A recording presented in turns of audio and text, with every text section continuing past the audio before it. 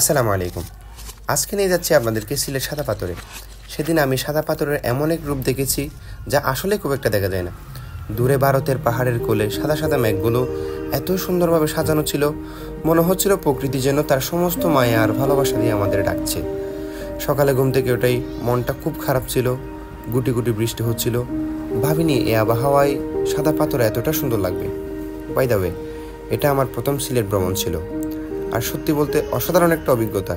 বিশেষ করে আমার সাথে ছিলেন মুস্তাক, ফাহিম আর জান্নাত ভাই। তাদের কারণে সময়টা আরও অনেক সুন্দর হয়ে যায়। সাদা পাথরে যাওয়ার আগেই আমরা প্রথমে একটা নৌকা ভাড়া করি। নৌকা দিয়ে হালকা বেশি বেশি আমরা পৌঁছে যাই সেই স্বপ্নের সাদা পাথরে। তবে একটা বিষয় আমার মনটা ভীষণ খারাপ করে দেয়। এখানে আগে অনেক বেশি পাথর ছিল, কিন্তু এখন আর আগের মতো নেই, বেশিরভাগই লুটে নিয়ে গেছে। তবুও দিনটা ছিল দারুণ, অনেক ঘুরলাম, অনেক ছবি তুললাম, অনেক সুন্দর সুন্দর মুহূর্ত কাটালাম। আর এটাই ছিল আজকের ভিডিও। সবাই ভালো থাকবেন, সুস্থ থাকবেন।